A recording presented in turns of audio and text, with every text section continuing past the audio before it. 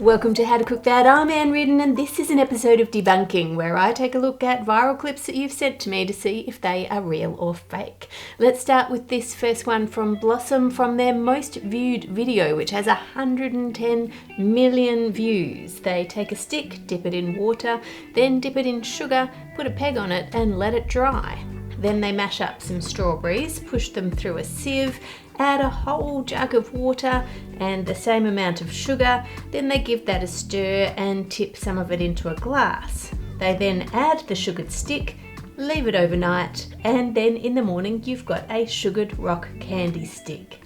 This clip is definitely fake. Let me show you what would actually happen if you were to take a stick and dip it in water and then sugar and let that dry. Then take some strawberries and mash them up, strain them through a fine sieve, add a jug of water followed by the same amount of sugar, then heat that up and stir it until the sugar is dissolved and pour it into a glass. You get this pale pinky liquid with fine bits of strawberry in it, not a bright red clear mixture. And that's just the start. Let me put it on a time lapse overnight so that you can see what happens.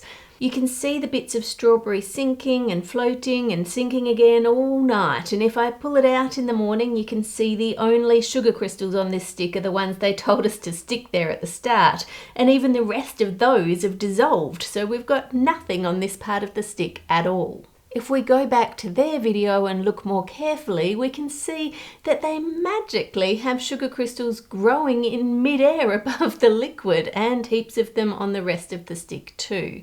The step that they forgot to mention was to buy a sugar stick, put it into the liquid and leave it for 1 second and then film taking it out.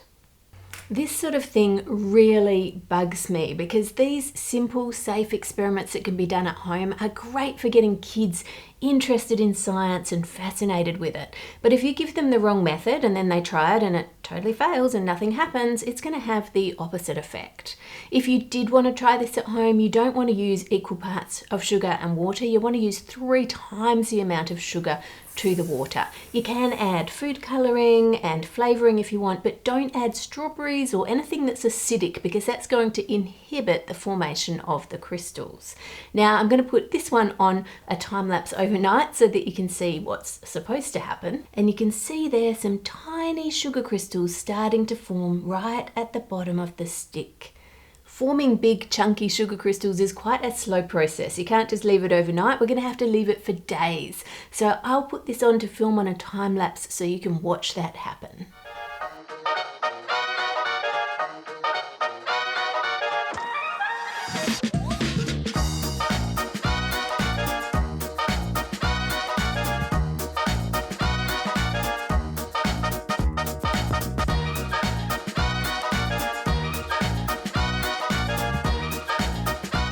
Look at all of those crystals. If you pull it out of the liquid and let it drain, it's really very pretty. And the strawberry one, as expected, still has absolutely nothing except for the sugar we added at the top. Sadly, it's just a waste of people's time and ingredients. Next, Leventi Milko Snaggy sent in this one.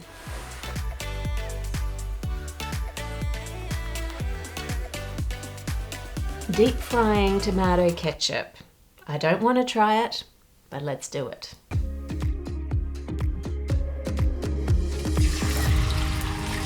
I don't want to, but I'm gonna try.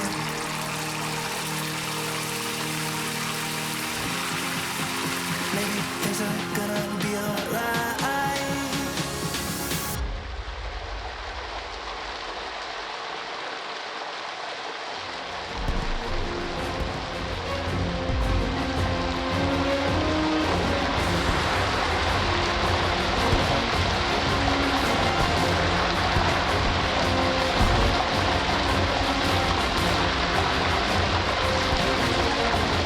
Tomato ketchup is around 70% water, and water is denser than oil, so it sinks to the bottom. And now, because the oil is hotter than the boiling temperature of water, the water very quickly turns into steam, and that steam takes up a lot more space than the water, so you get this sudden expansion and these explosive looking bubbles which shoot very hot oil everywhere, as well as potentially causing burns. If you're cooking over gas, this oil can hit the flames and ignite. So why did this not happen in their video? Well, despite what it says on screen, this is clearly not just ketchup. It's probably ketchup mixed with some sort of starch, like a corn flour or a wheat flour. The starch absorbs the water that's in the ketchup, and it still does evaporate when it hits the hot oil, but it's a lot slower reaction, so you get all the bubbles, but it's not as violent. It's not bubbling everywhere. This is the exact same reason why you don't add water to an oil fire, because when that water sinks and suddenly turns into steam, it just bursts it everywhere. We did a video on that some time ago. If you're a long-time subscriber and you know what recipe video this one was in, put the emoji of that recipe in the comments, and let's just go back in time to that one. If you overheat oil, it'll first get to smoking point, and there'll be like this thick, noxious smoke coming from it, and then it will get to flash point, which is just where it just bursts into flames all on its own. If that ever does happen, do not tip water on it. And to show you what would happen if you did, we've got a fireman at our house today. We'll use just a little cup of water, and it's just plain tap water, nothing else, and then try and put out the fire by tipping the water onto it. I felt that heat from behind the camera, oh my goodness. If that was inside the house, your kitchen would now be on fire, and if you were standing right next to the saucepan, I would hate to think you would have horrific burns. Do not ever pour water on an oil fire, and do not try this at home. To put out an oil fire, what you should do is put an oven glove on and put the lid on to starve it of oxygen. Then leave the lid on it until it's cooled right down, otherwise it will just ignite again when you open it up. Dad wants to know, is this real?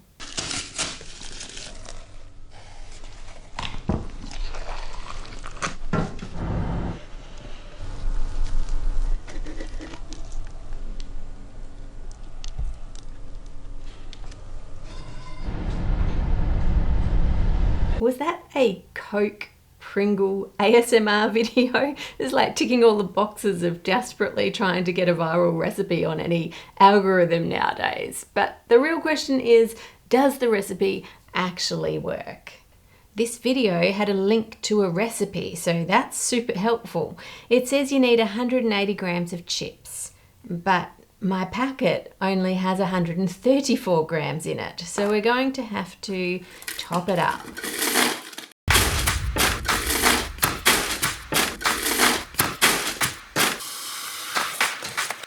And that's really full already. I'm going to have to split this before adding in the flour.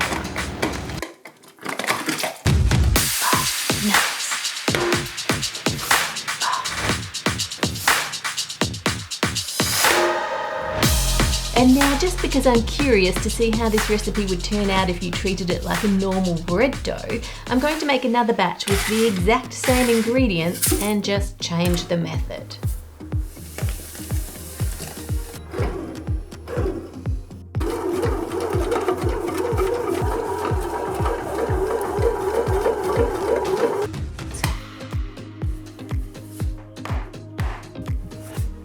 After a second rise, it has totally filled 2 containers. This one is a bit overfull, so I'm going to trim off the excess and then bake them both in the oven. Okay, so this is the one mixed in the Pringles tube. It's quite heavy and solid, and this is the one kneaded in the bread machine. It may double the volume, so as you'd expect, it is more airy and bread-like, but still a little bit heavy. Let's put half of one type on one side of my tray and the other one on the other side. Then just add the fillings that they had and the cheese on top and bake again. Finally, they added lots of sour cream into the middle and some chives on the top. Now it's taste test time. Sort of a normal bready flavour. Texture, normal, pretty average.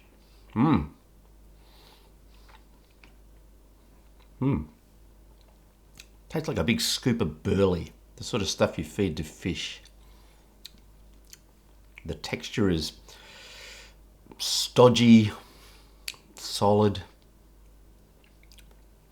It's pretty ordinary.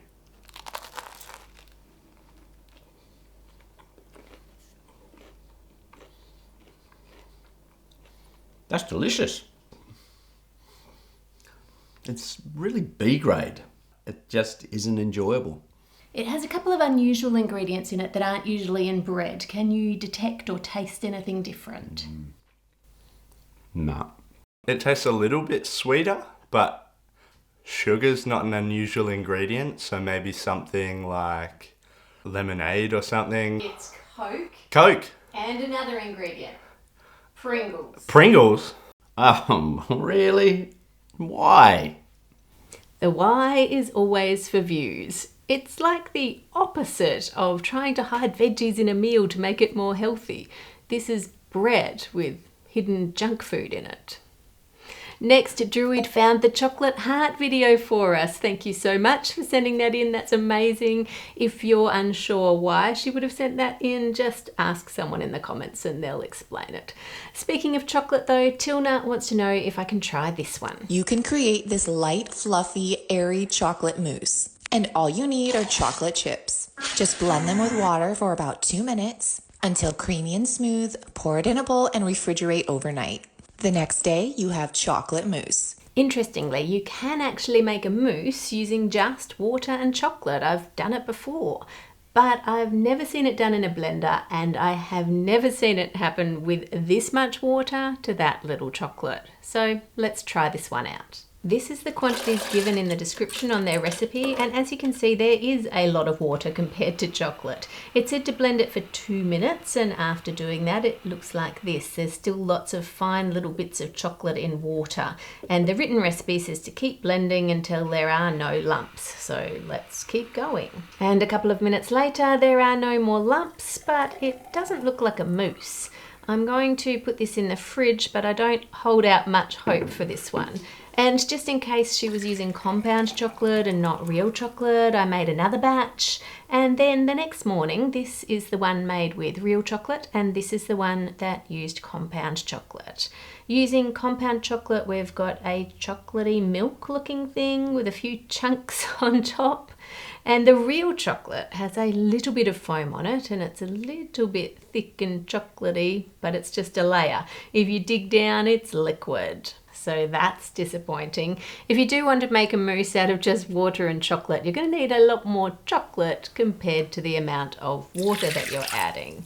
You want to microwave that for 30 seconds, then give it a whisk to stir it really well, and then microwave it for another 30 seconds. Whisk it again just to make sure all the chocolate is melted and mixed through. Then you want to cover it and freeze it overnight. In the morning, it looks like this. It needs to be really cold for this to work. Whip it up with the electric beaters. You need to whip it for quite some time, and at first it will look like this, which looks really cool, these ribbons of chocolate, but it's not whipped enough yet. So keep going, keep whipping it until it looks like this. Now at this point you can push this a little bit by adding some more water. Make sure it's chilled from the fridge and only add in a little bit at a time. You can get about 120 ml of extra water, but if you keep going beyond that, it will split. Even this much to me doesn't look perfect. It looks like we're just teetering on the edge of the whole thing falling apart, so you're probably better stopping a bit earlier with less water. But even this has a lot more chocolate compared to water than their original video did. If you find a video you'd like to see debunked, you can send it to me on the email listed in the description. Just make sure you link me to the original video. And hey, if you find a science creator or a video that you think is amazingly good, send me that too. That would make a nice change. If you enjoyed this video, make sure you like, share, comment and subscribe, and you might like some of these ones too. Here is a list of absolute amazing people who like seeing misinformation debunked online, so they became a patron, and you can join them too if you like. Make it a great week by being kind to others, and I'll see you on Friday.